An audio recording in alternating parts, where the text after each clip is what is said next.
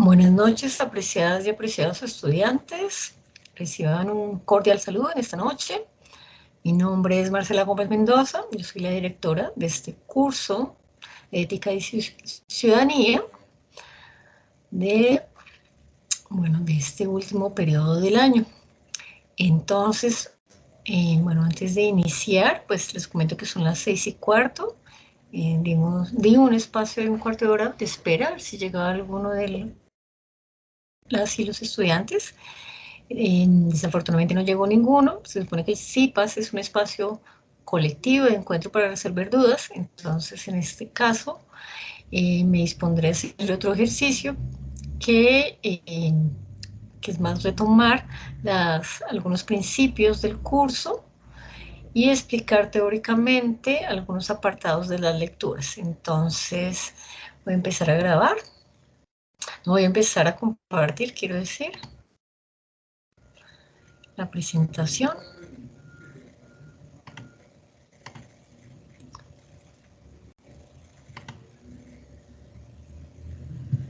Listo.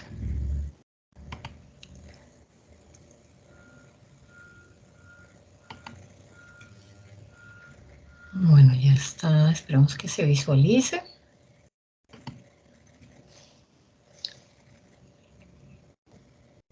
Bueno, ya. Listo. Entonces, estamos en el periodo 16.5. Bueno. Y este es el segundo CIPAS, ¿no? Entonces, también comentar que este es el segundo CIPAS del curso. Corresponde a la unidad 2, titulada Ciudadanías Activas, Participación y Compromiso en la Sociedad. Y de la etapa 3, que se titula Construcción. Al igual que el resto de etapas, pues la mayoría tiene, si ustedes miran, casi un mes de duración. Se proyecta que debe tener una duración de 36 horas de dedicación. Y esta, a diferencia de la anterior, tiene 10 puntos de más, es un puntaje de 120 puntos, ¿no?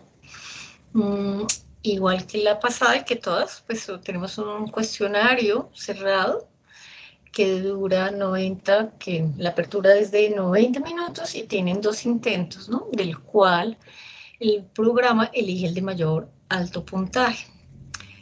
Con respecto a eso, pues quiero comentarles que la mayoría de estudiantes están teniendo un puntaje medio. Entonces espero que igual ustedes tienen la autonomía de llenar el cuestionario en el momento que ustedes requieran, pero como les he escrito en diferentes mensajes, les recomiendo que primero vean el CIPAS para poder garantizar un puntaje más alto, ¿no? Bueno, entonces, ¿de qué trata esta tercera etapa, ¿no? Y es que ya vamos a entrar, ya no solamente digamos que en el pasado nos centramos en la ética, un poco como ese recorrido histórico, entender diferentes definiciones, y en esta ya nos centramos en la relación de ética con ciudadanía, ¿sí? Entonces la ciudadanía como ejercicio ético y político, ¿sí? Entonces dice, en esta parte nos vamos a concentrar en la ciudadanía activa, cómo se define, cuáles son sus alcances y especialmente cómo opera la participación y el compromiso del ciudadano en la sociedad dentro de un sistema político como es la democracia participativa. Entonces los conceptos claves van a ser ciudadanía, ciudadanía activa, sujeto político, la ciudadanía como ejercicio ético. Y aquí quiero hacer algunas aclaraciones. Entonces, cuando hablamos de ciudadanía, sí o sí nos estamos ubicando en un sistema de gobierno. Ese sistema de gobierno es la democracia, que en Colombia, a partir de la Constitución de 1991, cambió de democracia representativa a democracia participativa.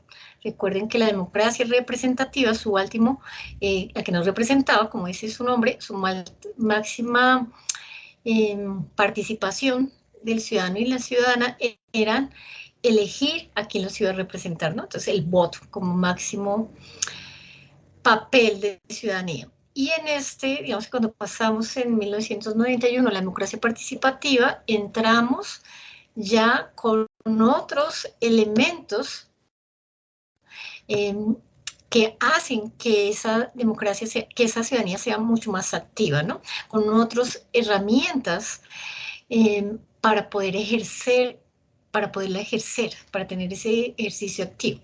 Dentro de esos, seguramente que ustedes ya habrán escuchado, que son los más conocidos, están, ¿no?, el derecho de petición, la tutela, que seguramente alguno o alguna ya lo habrá ejercido, ¿no? Entonces, estamos en ese marco. Eso es importante. Y también importante porque hay que entender que existen otros sistemas de gobierno en el mundo, ¿no? No solamente existe la democracia. Bueno, otra cuestión importante es que como vamos a mirar más adelante, parte de este tema parte de la importancia de este tema es que empieza a haber una crisis en la década de los 90 sobre qué es ciudadanía, sobre todo porque hay un debate fuerte porque ya no está dando cuenta, digamos, que todo ese recorrido que vimos en la etapa 2, ya no, todos esos significados, todos esos sentidos, esas prácticas para ejercer la ética, digamos que ya en torno a la ciudadanía, ya no dan cuenta, ya no se empiezan a quedar atrás, ya empiezan a no responder a las necesidades actuales. Y las necesidades actuales es que la ciudadanía ya no se reduce al ejercicio de la relación con el gobierno, el ejercicio de relación como parte de un Estado. ¿Por qué? Porque en la ciudadanía actual estamos frente a un mundo diferente y estamos hablando de un mundo global, donde justamente por esa globalización tenemos problemáticas y situaciones divergentes, como todo lo que tiene que ver con el mercado, con el libre mercado, todo lo que tiene que ver con el multiculturalismo, todo lo que tiene que ver ahorita con doble o triple ciudadanía, con la ciudadanía global, con todos los tránsitos que hay, las migraciones. Entonces, estamos enfrentados a otras situaciones que ya no pueden ser esa visión solamente de la relación de ciudadano y ciudadana como sujeto político en relación al Estado y al gobierno. Entonces, digamos que ese es como el contexto. Y también otra parte que fundamental en esta etapa 3 es que se pregunta, bueno, ¿cuál es el papel de la universidad en todo esto? ¿Sí? ¿Cuál es el papel de la educación en todo esto? Y eso es lo que vamos a ver más adelante, ¿no?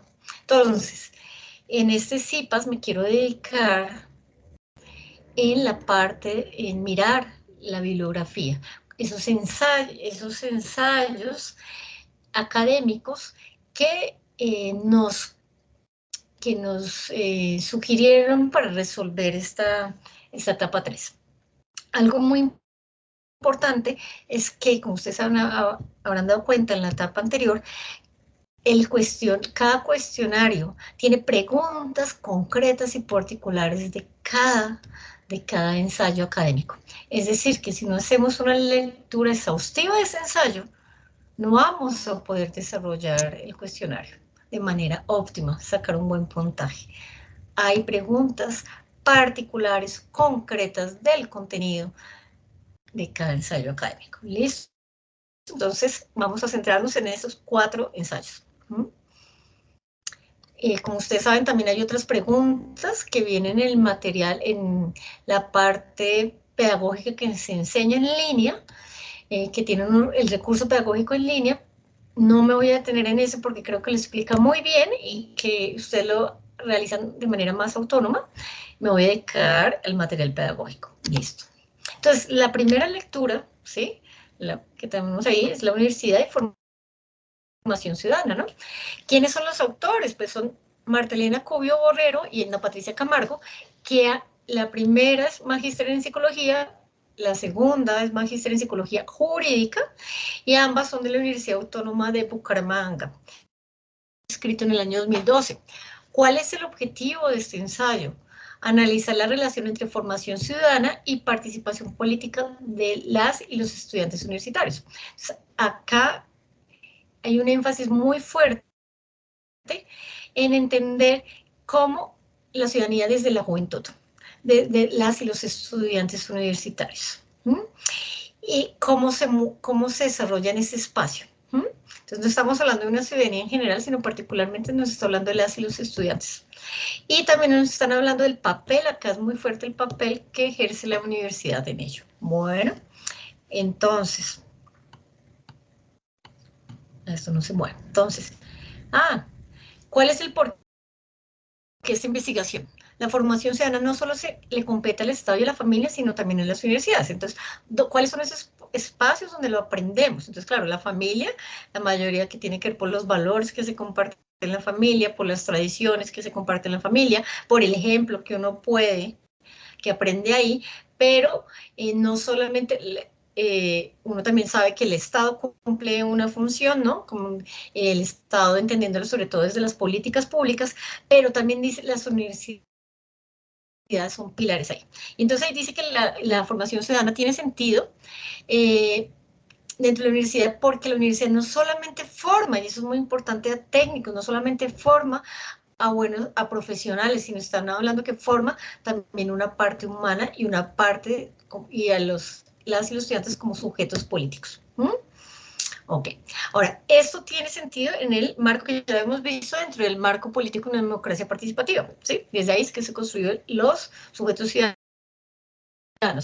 Y otro por qué la investigación es que es la relación con la ética, los valores, principios y lo común, lo público, la construcción de una sociedad colectiva, ¿sí?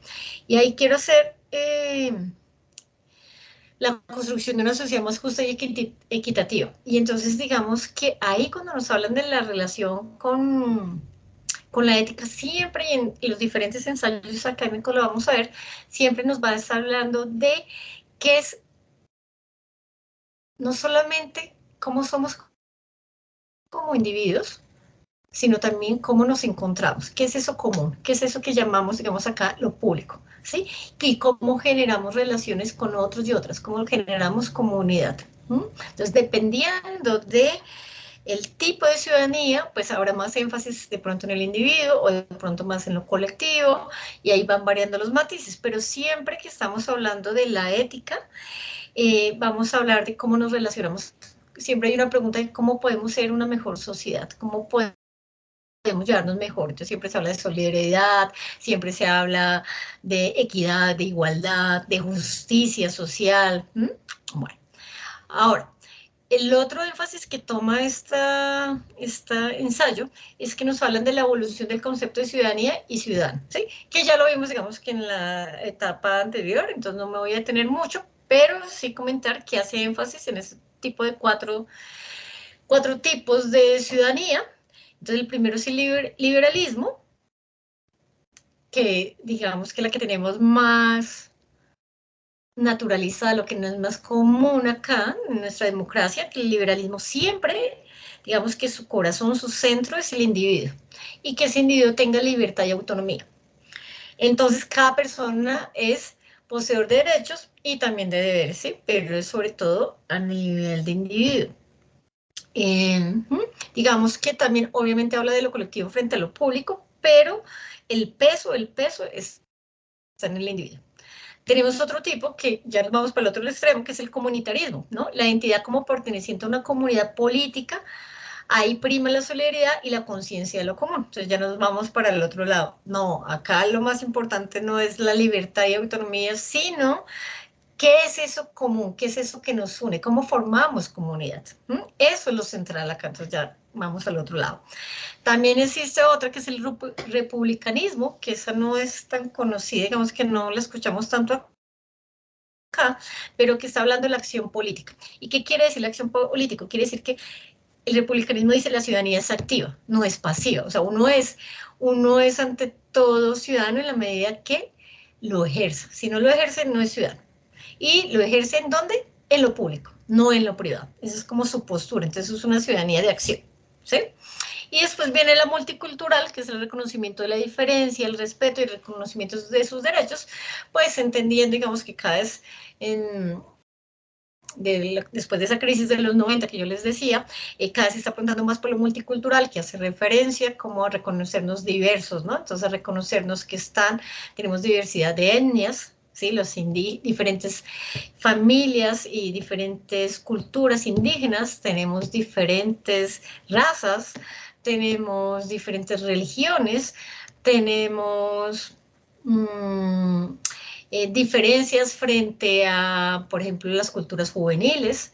Entonces, que son, digamos, diferentes clases de subcultura. Entonces, ¿cómo convivimos todos y todas con esas diferencias? Entonces, digamos que ahí la multicultural, bueno, otras nacionalidades, ahí también entras, cómo existen, ya es el reconocimiento de toda esa diversidad que puede existir. Bueno, hasta ahí vamos. Bueno, y ahí se pregunta, bueno, ¿cuál es el papel de la universidad? Y entonces acá extraje un párrafo, y es innegable que la educación le corresponde a la construcción de ciudadanos activos, con mentalidad crítica, que los cuestione y perturbe para que se movilicen frente a los desequilibrios. Es necesario renovar la cultura política, de manera que la sociedad no busque soluciones fáciles, sino que se generen maneras de convivir, de concertar, de respetar las reglas, es decir, sujetos autónomos, factores que fundamentan la investigación que se presenta. Digamos que ese es como el porqué del papel de la universidad, ¿no? Sobre todo esa parte crítica activa, ¿sí? Entonces, digamos que la universidad, ante todo, nos está hablando de un activo, pero desde frente a la crítica, ¿no? Frente a esa capacidad analítica, frente a esa capacidad de argumentar, ¿sí? De tomar decisiones, pero investigando, indagando con argumentos. ¿Listo? Bueno, sigamos. Y pasamos al siguiente ensayo académico, que se llama Educar para la Ciudadanía, y que ahí viene escrito por Victoria Camps, que ya la hemos visto también en la etapa 2, que es una filósofa española que ha sido consejera del Estado, eso lo mencionábamos en el CIP anterior, como la importancia de alguien que ejerce también un papel, un rol activo dentro del Estado, y tiene, pues, eso genera otros tipos de pensamiento. Este ensayo está hecho en el 2007, y es ante todo, pues digamos que lo que se basa en ese ensayo, que es cortico, es una reseña de una conferencia que ya. Bueno, entonces, ¿cuál es el objetivo? Reflexiones sobre la educación para una ciudadanía que responda a las exigencias de vida de una sociedad actual. Y hay 3 preguntas que para ellas son centrales. ¿Qué debe ser enseñado? ¿Quién debe hacerse responsables por ello? ¿Y cómo debe desarrollarse la actividad propiamente educativa? Es decir, el qué, el quién y el cómo, que es como lo central en cualquier iniciativa y proyecto que se desarrolle, ¿no? Entonces, ¿cuál es el porqué de esta conferencia? Entonces ella dice, las leyes no sirven de mucho si los ciudadanos no las asumen como propias, para lo cual se necesita de un proyecto educativo. Las y los ciudadanos las deben sentir propias, deben tener una voluntad para actuar, formar una disposición para actuar, y entonces nos está hablando de las ciudadanías, de los derechos y los deberes. Entonces, y porque es que, digamos, no nos podemos quedar en una ciudadanía de punitivo, es decir, que premio y castigo, de control, de enseñar unas reglas. Entonces, si usted hace eso, tiene tal consecuencia, y si no, tal otra, ¿sí? Entonces, lo que ella dice es que debemos pasar más allá de eso, y debemos entender que nos debemos convencer que eso nos sirve, o sea, que sea algo que no es impuesto, sino que nosotras y nosotros, digamos, eso nos sirve para vivir en la sociedad, que lo asumamos como algo propio. ¿Mm? Entonces, y ahí por ella habla mucho de la voluntad para actuar, ¿sí? Que es la diferencia entre algo que nos somete, que yo creo que a todos odiamos cuando nos obligan, y que es lo que la mayoría de personas, digamos que en el común, no sé si a ustedes les pasa que siempre dicen, ay, no, pero castíguele, no, pero la cárcel, no, pero ¿por qué no lo denuncia? O sea, todo es como, como algo muy directo, muy castigo, pero realmente no se mira que uno se puede autorregular. ¿Mm? No se mira que uno pueda tomar la decisión, y por eso ella habla tanto de la voluntad. Y frente a la educación, ella dice, fomentar moralmente a las personas, no solo instruirlas en un arte o un oficio, sino una educación que busca como primera medida convertir a los individuos en auténticos ciudadanos, en sujetos responsables y sobre todo solidarios, en ciudadanos dispuestos a no preocuparse solamente por sus intereses particulares, sino también, y en igual grado de importancia, por el bienestar y malestar de quienes los rodean. disposición para lo común. Entonces, lo que ella dice es que, claro, digamos que la educación, igual que la anterior, no se puede quedar en lo técnico, no se puede quedar en la parte profesional, sino en la parte humana. Y en la parte humana, ella vuelve y hace mucho énfasis en qué es lo común, qué es lo que nos une, qué es lo que nos puede generar comunidad y no quedarnos solamente en mis intereses personales. Y por eso también ella hace énfasis en la empatía, en eso que es lo que me afecta, que es eso que a mí, y ella lo dice, el bienestar, que es eso que me afecta, el malestar que me rodea, o sea, como que no solamente me fije en mí, sino qué pasa con otras personas, ¿no? Cómo me afecta, cómo yo actúo frente a esa afectación de lo que sucede. Entonces, después ya pasamos a qué debe ser enseñado. Entonces ella habla de las virtudes públicas, que tiene 4 objetivos en la educación cívica, que es la alfabetización política, convivir, participar y ser responsables. Entonces, eso es lo que para ella debe ser enseñado. Parte, digamos, de esto de ejercicio de ciudadanía, podríamos hablar que es parte de la alfabetización política. Ahora, ¿quién debe hacerse responsable de ello? Y coincide igual que en la anterior, la escuela, la familia, pero que habla también del medio social.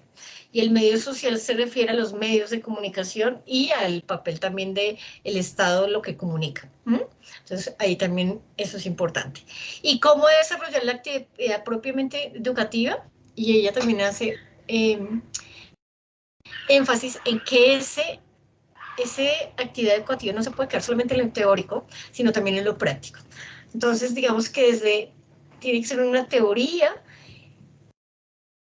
que está en función de la práctica, ¿sí? No una teoría abstracta que uno no sepa cómo la aplica y no sabe para qué sirve, sino que realmente la teoría está en función de la práctica y la práctica responde a ciertas cuestiones teóricas, pero digamos que ambas están una al servicio de la otra. Una no funciona sin la otra, no están disociadas como nos suele pasar muchas veces. Bueno, pasamos al siguiente ensayo. Ciudadanía, aprendizaje de una forma de vida. Este ensayo académico está escrito por Gloria Amparo Giraldo Zuluaga, filósofa, magíster en educación. Esto es en el año 2015 de la Universidad de La Sabana. ¿Y cuál es el objetivo de este ensayo académico? Realiza un repaso histórico sobre los modelos y enfoques clásicos y modernos acerca de la ciudadanía, con el fin de esclarecer su origen, desarrollo, sentido profundo y vigencia. Y ahí hace un fuerte énfasis en vigencia. Y lo que dice este autor, que ya lo he dicho en varias ocasiones, es que, digamos que no solamente estamos en crisis, sino que hay un renovado interés porque se piensa que la ética ciudadana puede cumplir un papel fundamental en la actualidad. Pero ¿cómo es ese papel? ¿Cuál es ese papel? ¿Cómo se hace? Son como las preguntas, hay que actualizarlo eso, pero plantean que puede ser central para el mundo que estamos viviendo. ¿Sí? Entonces, para la globalización y las crisis de los estados modernos. Entonces, la pregunta que se hace de este ensayo: si el concepto actual de ciudadanía responde a las exigencias políticas de un mundo fragmentado y globalizado, mucho más importante y globalizado, y mucho más importante que eso, si su desarrollo y promoción pueden ser el camino para el fortalecimiento de nuestra propia democracia. Otra vez vuelvo y lo repito que lo leí como mal. La pregunta es que si el concepto actual de ciudadanía responde a las exigencias políticas de un mundo fragmentado y globalizado, ¿será que responde o no responde? Sí, a esas exigencias de esta crisis que estamos viendo. Y mucho más importante que eso, si su desarrollo y promoción pueden ser el camino para el fortalecimiento de nuestra propia democracia. Esas son como las preguntas centrales de ese ensayo. Entonces, hace unas definiciones de ciudadanía y otras mira cómo evoluciona el concepto, que fue lo que vimos en la etapa anterior. Entonces, en eso no me voy a quedar, ¿sí? Entonces, digamos que a la definición actual de derechos y deberes le pone, digamos que la definición actual es derechos y deberes, y también la parte de nación, que la llama estatus, pero digamos que, bueno, eso ya lo vimos. Habla de, digamos, de la evolución, entonces pasa de Aristóteles, que ya lo vimos, Edad Media, Renacimiento, los modelos modernos de ciudadanía, que ya lo vimos en el anterior ensayo, que es el liberal, el republicano, el comunitarista, y pues muestra cómo cada uno cuenta con una tradición, una forma de sujeto y comunidad social y políticamente diferente. Entonces, otra vez vuelvo y repito, la ciudadanía liberal, el centro es el individuo y como valores fundamentales los derechos civiles. La ciudadanía republicana, el ciudadano participa activamente en la elección futura de su sociedad. ¿Sí? Ante todo es la acción. La ciudadanía comunitarista privilegia la comunidad sobre el individuo. Y bueno, y plantea que hay otros enfoques de ciudadanía, ¿sí? ¿Cuáles son? ¿Cuáles son? Y son la ciudadanía multilateral, la ciudadanía postnacional y la ciudadanía multicultural o diferenciada. ¿Listo? Entonces, digamos que eso es importante que tengan en claro porque a las definiciones anteriores ya les suma uno que son mucho más contemporáneas, ¿no? Entonces, la ciudadanía multilateral, ciudadanía postnacional y la ciudadanía multicultural o diferenciada. ¿Sí? Bueno. Bueno, seguimos. Esperen un momentico que quisiera revisar acá. Bueno, sí, acá lo tengo. Bueno, algo que quisiera mencionar, que la ciudadanía multilateral,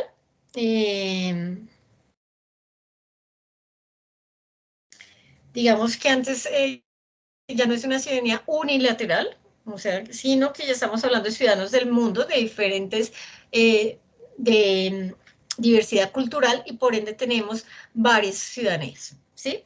La ciudadanía postnacional hace, digamos que ya rompe la unión entre ciudadanía y nacionalidad, ¿m? Y ya, digamos que ya uno no depende que uno sea ciudadano porque nací en Colombia, ¿no? Porque nací en Venezuela o por donde nací, sino que ya hay una identidad pública, ¿sí? Más como parecido un poco a la ciudadanía global, yo pensaría, ¿sí? Y después viene la ciudadanía multicultural o diferenciada, y acá dice, no puede existir una ciudadanía global, ¿sí? Como la posnacional que tiende más a eso, sino porque dice, acá hay una desigualdad social que no podemos reconocer. Hay un montón de grupos minoritarios, hay un montón de que no tienen casi acceso a el acceso a un montón de oportunidades, hay una injusticia social muy fuerte. Y para desarrollarse hay que reconocer la diferencia. Entonces, digamos que ahí tienen posturas bien diferentes. Y llegamos, creo que sí, este es nuestro último ensayo académico de ciudadanías y competencias ciudadanas de María Dilia Mieles Barrera, que es una filósofa, magíster en educación, también Sara Victoria Alvarado Salgado, que es doctora en educación, esta es de la Universidad de Antioquia, es del año 2012. Entonces, se para en un debate y dice, ¿es posible construir una sociedad más justa y hacerlo democráticamente? ¿Y de qué tipo de democracia estamos hablando? Entonces, digamos que algo que me parece importante de este ensayo es que, a diferencia de los otros, no es tan abstracto, no se contextualiza más, se para en una realidad particular y es Colombia, cuál es la situación de Colombia. Entonces, claro, se está preguntando cómo es posible hacer una sociedad justa, cómo podemos mejorar la democracia, o si realmente la democracia es. Entonces, digamos que se para en un contexto particular que es Colombia, ¿sí?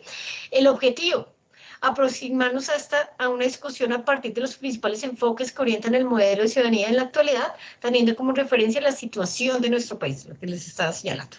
Entonces, lo primero, la entrada de este ensayo, empieza hablando de las... Y dice, las cifras de pobreza, exclusión, violencia, desarraigo, desigualdad, injusticia, vulneración de derechos, crecen cada día más. Particularmente en poblaciones minoritarias y vulnerables. O sea, estamos en una crisis social y económica muy, muy fuerte. Parte de ahí. Tenemos graves problemas en la democracia. ¿Por qué? Y eso, porque el ejercicio de la ciudadanía no se garantiza. Entonces dice, realmente, o sea, para que haya una democracia tiene que haber un ejercicio de la ciudadanía, ya que en Colombia no se garantiza. ¿Por qué? Primero, habla de la precariedad. Entonces, digamos que en muchos lugares es difícil acceder a, ¿sí? Acceder a, a cosas que te permiten ejercer la ciudadanía, ¿sí? Por la misma precariedad. En otros lugares, por ejemplo, hay condiciones de inseguridad. Ustedes han visto, bueno, en las votaciones que hay también muchos grupos al margen de la ley que interfieren en el ejercicio de la ciudadanía, en el ejercicio del voto, particularmente, sobre todo en territorios que son más aislados, ¿sí? Entonces, digamos, esa precariedad y condiciones de inseguridad tiene que ver mucho con lugares aislados de ciudades, de las partes urbanas, donde hay, sobre todo, particularmente lo que llamamos abandono del Estado, ¿no? Donde hay unas condiciones de legitimidad. Y por lo otro que también habla muy fuerte, y es la crisis de legitimidad de las instituciones del Estado, ¿sí? O sea, no tenemos, ya no le creemos en el Estado, no creemos en las instituciones, y eso hace que cada vez se participe menos, y que como lo que nos pasa en casi todas las conversaciones que hablamos de política, es como, uy, no, ya me da pereza, uy, no, yo soy apolítica, no, yo no quiero saber de eso, porque hay una crisis de legitimidad muy fuerte. ¿Mm? Y hace particularmente énfasis en algo que estoy segura que todas y todos hemos hablado en todas nuestras conversaciones sobre política, que cuál es el principal malestar que atraviesa en Colombia centralmente, pero también a nivel latinoamericano, y es la corrupción como el mayor desafío, como el mayor causa de la crisis de legitimidad de las instituciones del Estado, la crisis de legitimidad en los partidos políticos, la crisis de legitimidad en los políticos, en las personas que ejercen este tipo de roles. Y ya después se centra en tres tipos de ciudadanía.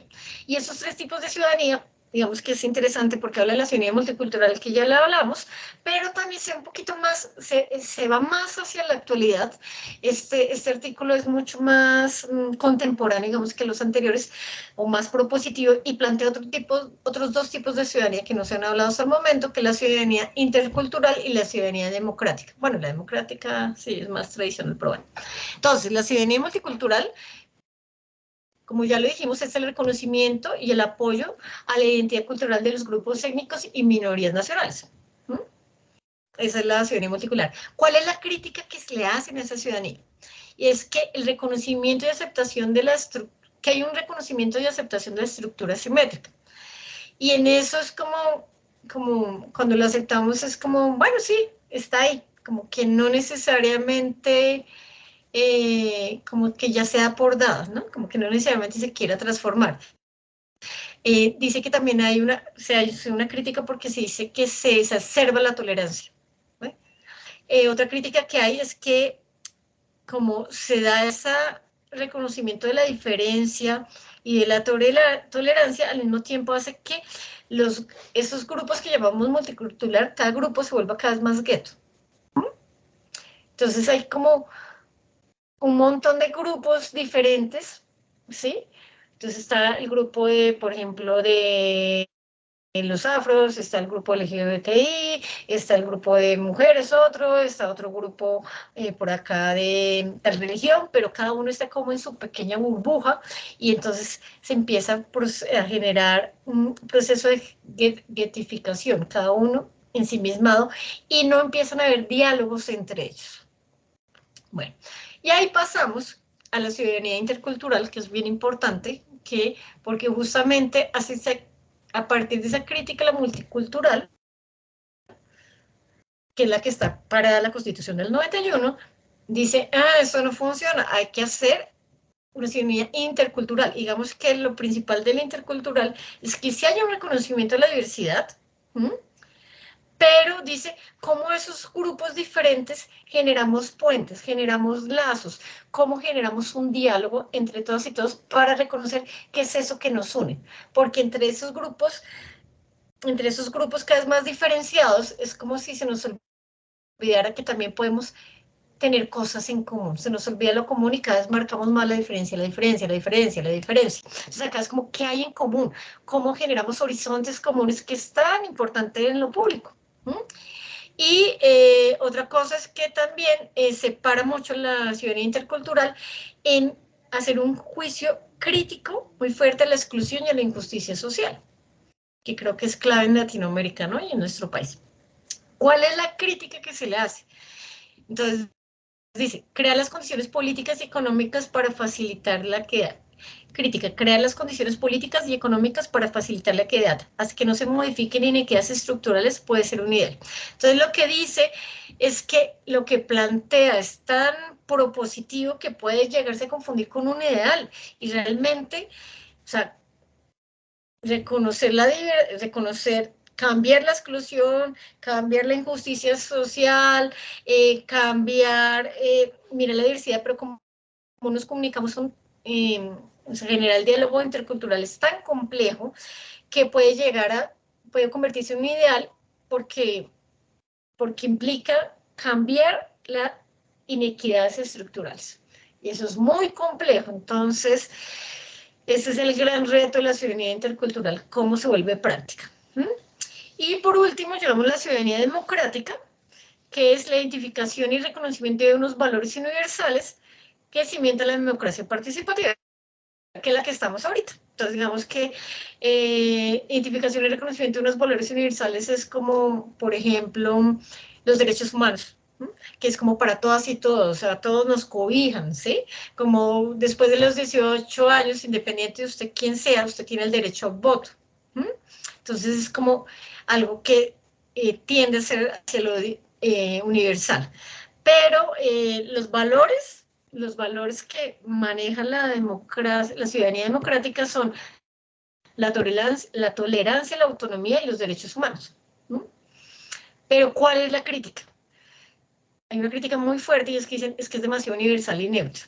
Es decir, a diferencia de lo anterior, es como siempre, en esto siempre se habla de igualdad. Todos tenemos igualdad de derechos y deberes, ¿sí? Pero no se habla de que no es lo mismo una mujer que vive en un territorio rural donde no tiene acceso a la educación, por poner un ejemplo, y por ende es muy difícil que ejerza una democracia, que ejerza su ciudadanía, a alguien de la capital, por ejemplo, un hombre de clase media que accedió a la educación. Entonces, no, eso son, o sea, no puede ser universal porque si no reconocemos las diferentes realidades y situaciones, pues es muy difícil, vamos a seguir pensando que todo funciona y no funciona. Entonces, digamos que esa es la principal crítica que se le hace. Bueno, y gracias. Hemos terminado. A ver, ¿dónde está? A ver, vamos a hacer algo de acá.